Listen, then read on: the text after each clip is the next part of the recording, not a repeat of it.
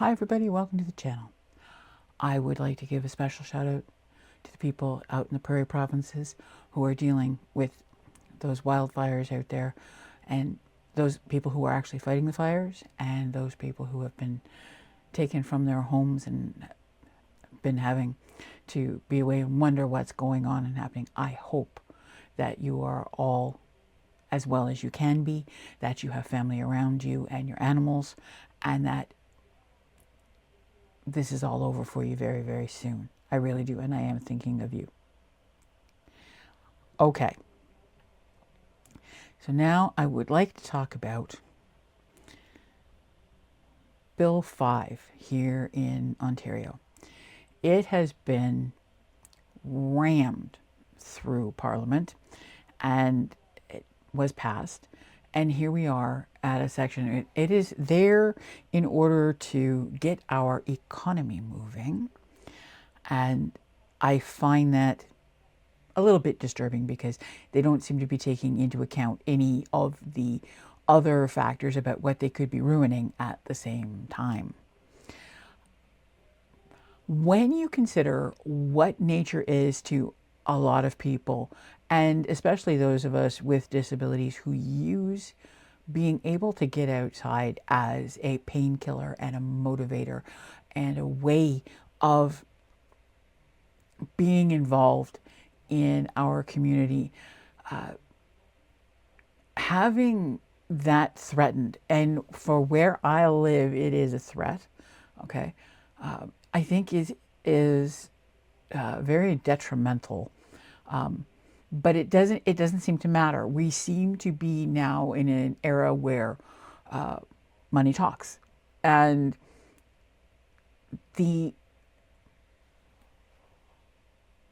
emotional needs of people don't seem to be as prevalent, and especially for people with disabilities.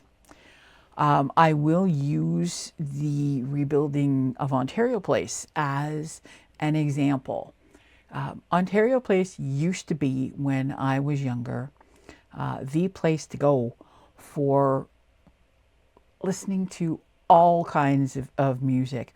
I went there, I saw the Monkees, I saw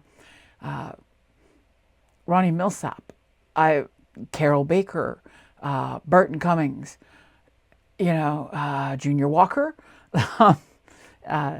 Ricky Nelson was there. I mean, all kinds of different people. Roy Orbison was amazing, and it was such a good time to be there. And when it started to die, when it was a thriving thing, it was amazing to be there. And you would sit you'd get off with the crowd, and I mean, I remember we sat through a rainstorm for a Burton Cummings concert, and they came out and they covered everything that was on the stage with big plastic tarps and stuff, and the rain was just ripping through. We got soaked, and it didn't matter because it was going to be a good time anyway, and it was.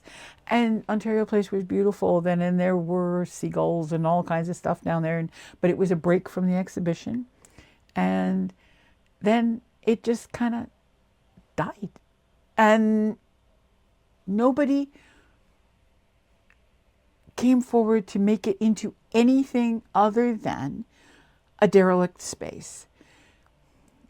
And then all of a sudden, we now have a very exclusive spa going in. And I just think it's a waste. I really do. Why are we making something that serves that and not that? And in the bill, here we have Schedule 8, which says the Rebuilding Ontario Place Act 2023. The schedule amends the Rebuilding Ontario Place Act 2023 to provide that Part 2 of the Environmental Bill of Rights 1993 does not apply to a proposal to issue, amend, or revoke an instrument related to the Ontario Place redevelopment project or any enterprise or activity that furthers the project.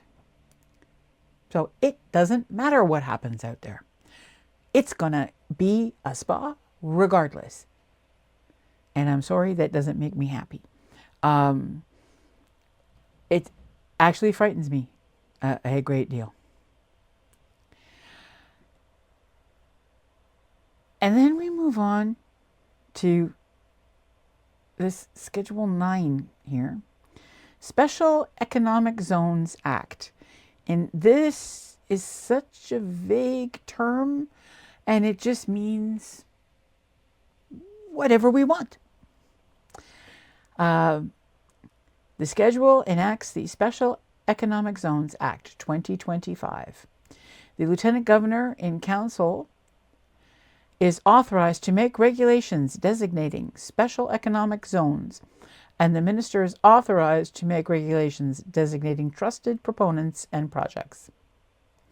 The Lieutenant Governor in Council is authorized to make regulations exempting a trusted proponent or designated project from requirements under an Act, regulation, or other instrument under the Act, including bylaws of a municipality or local board, as those requirements would apply in a special economic zone. The Lieutenant Governor in Council is also authorized to make regulations modifying the application of provisions of an Act, regulations, or other instrument under an Act, including bylaws of a municipality or local board, or those provisions would apply with respect to a trusted proponent or designated project in a special economic zone. So let's say, I will use here, for example. Let's assume that in and around Elliott Lake, which is the main lake here, and we have now got an accessible waterfront marina down there. All right. And it is surrounded by trails on each side, connect it through to around the other side of the lake to Spruce and Spine beaches. That's it, okay? Let's assume that they decided through this act that this was a special economic zone and that they could develop it to have all sorts of paid businesses, like housing, cottages, whatever you want to say in there. And they wanted to put that in there without any of the regular stuff that other people have to go through, other businesses have to go through in a non-special economic zone. It could just happen because they deemed it a great area for it. Now, yeah, okay, there's all kinds of papers everybody's got to sign and all the rest of it. But when you read that, that's what it says. It says, we can turn around and just say, nope, you don't have to do that. Don't worry about it. Okay, the water, we don't care. The land, we don't care. What animals are there currently, we don't care. Plants, any special plants that are there, we don't care. Right? We want to build. That's it. We don't care.